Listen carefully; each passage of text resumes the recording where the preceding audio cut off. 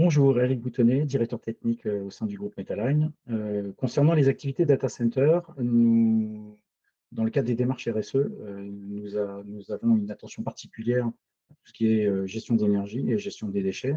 Et concernant la gestion d'énergie, nous travaillons depuis 4 ans avec un de nos clients sur la mise en place de solutions à immersion avec en partenaire un constructeur de baies, un constructeur de baies hollandais qui s'appelle Asperitas. Les POC d'origine ont été validés et donc le projet a dépassé la mesure du POC, hein, puisqu'on est en grand développement sur le sujet. Nous avons formé d'ailleurs à ce sujet-là nos techniciens de proximité aux activités un peu particulières d'intervention sur ces bacs à immersion.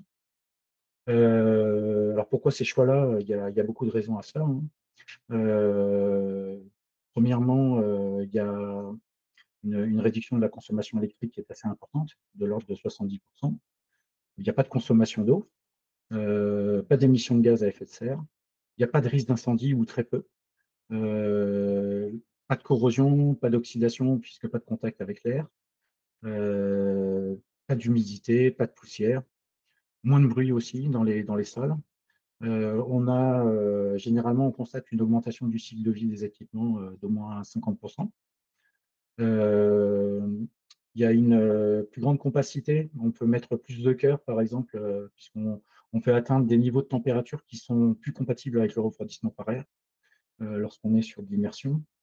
Les PUE sont assez agressifs, puisqu'on est de l'ordre de entre 1,01 et 1,1 en termes de PUE lorsqu'on regarde l'infrastructure complète bac à immersion. Donc globalement, même si le coût à l'achat est plus important qu'une baie classique, on a un ROI qui est assez important. Et on a de plus la possibilité de, de- d'utiliser la chaleur pour réchauffer par exemple des circuits d'eau qui peuvent servir à réchauffer les bâtiments tertiaires ou par exemple il y a déjà des initiatives comme ça dans certaines communes où la piscine communale est chauffée par effectivement des circuits de récupération de chaleur, donc avec des échangeurs thermiques. C'est des choses qui sont assez simples à mettre en place.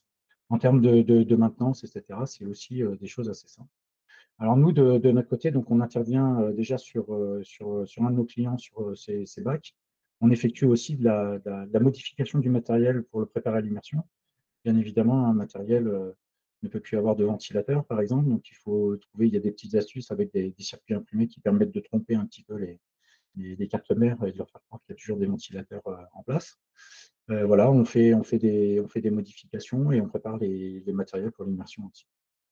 Voilà un petit peu pour revenir sur le cadre un peu plus précis de démarche RSE dans le cadre des data centers et pour décrire un projet qui nous tient à cœur et que l'on souhaite développer de façon assez agressive sur les projets.